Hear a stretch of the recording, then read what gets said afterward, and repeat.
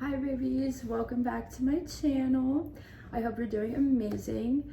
If you clicked on this video, it's probably because you are dealing with obsessive thoughts over somebody.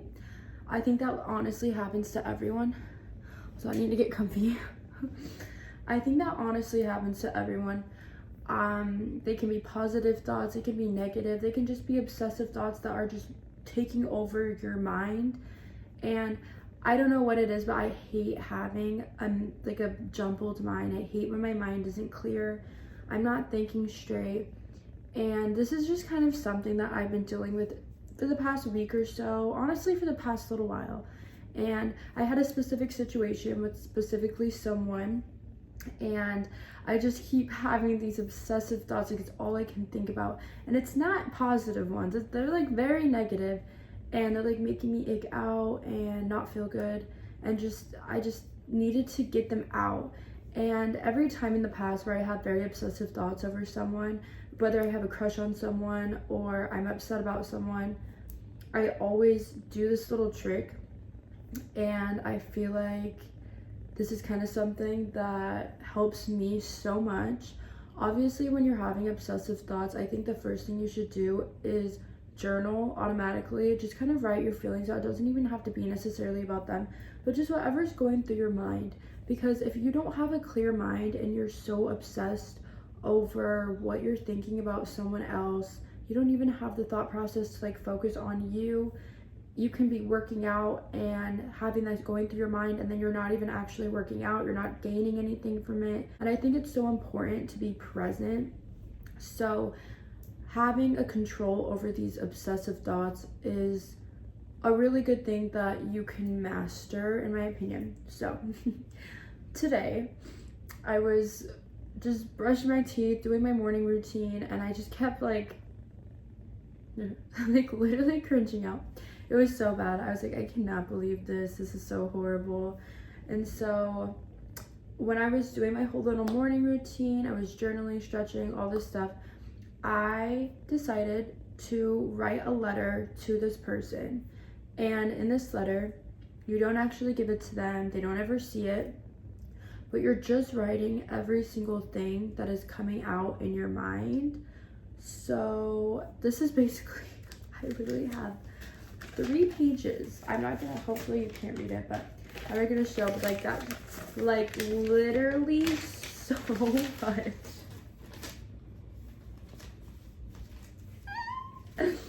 When I tell you I was spiraling about this, I was spiraling.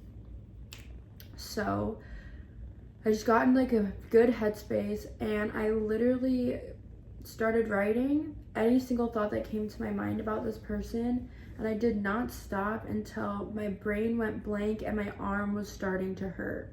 So in the past, I've done this with my exes. I've done this with people that I have had crushes on. I've done this with people that have just hurt me in general, to my best friends, to literally my parents even. Just if I have an argument, I will literally just do this. Like it always helps.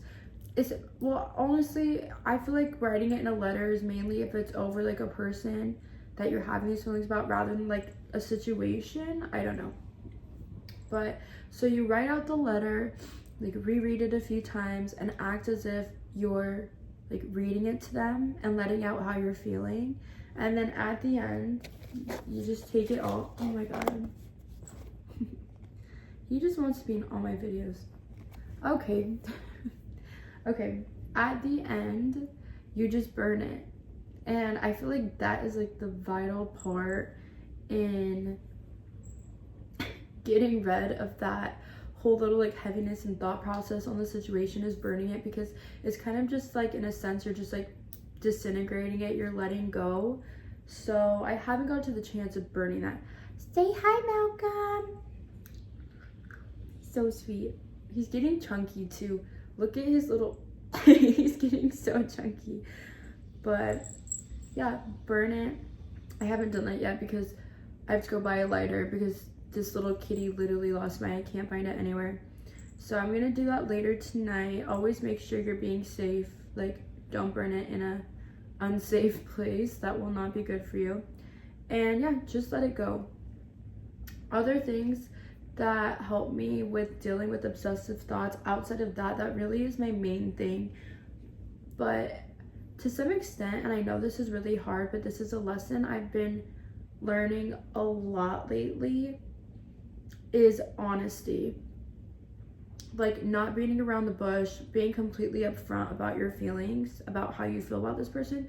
Unfortunately, the feelings that I have about this person, I'm unable to share because they're honestly just like, more would be doing harm than good. So I wasn't able to do that in this situation, but at the same time, I still was honest in a certain sense, in a different form. These were just other things that were bothering me. So I always think that being honest and upfront, it will automatically get that weight off your shoulders. And I know it's so hard.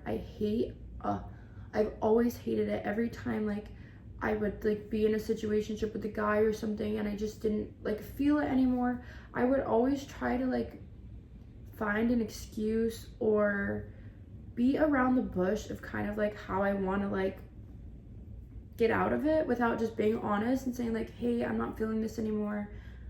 And yeah, honestly, this past year, I feel like I've been really good at it. Since I even moved here, I've gotten into like a few situations with some guys, and it just like wasn't really like what it needed to be. It was like just too fast. I just wasn't into it. And so yeah, I just was fully upfront and like let them know, and they were understanding, and it was just like clean cut, nothing to worry about, nothing to trip about. And I love that feeling, because even if you lie to someone in a sense about how you're feeling to like get out of a situation or stop like obsessing over something, it in the back of your mind and energetically, it's still in your body kind of weighing down, because in a sense, yes, you handled it, but you didn't actually like do anything with the real feelings that you're feeling. So I think in the sense of like writing the letter, you are doing something with those feelings. You're getting them out. And I think that's the most important thing when dealing with obsessive thoughts and dealing with hard situations and people that you don't really know how to deal and be honest with. The most important thing you can do is either communicate with them or find a way of dealing with it. And I think journaling and writing a letter is probably the most important thing. But if you are able to communicate with someone, and if they're a good person, they will understand where you're coming from. I get that it's hard and it's never going to be easy, to be honest, but oh, this little kitty, he's so sweet. But I totally get it, but it's honestly such like a breakthrough in growth. I don't think that you should ever just be so rude to someone and like hurt their feelings unless they deserve it. Stand up for yourself for sure.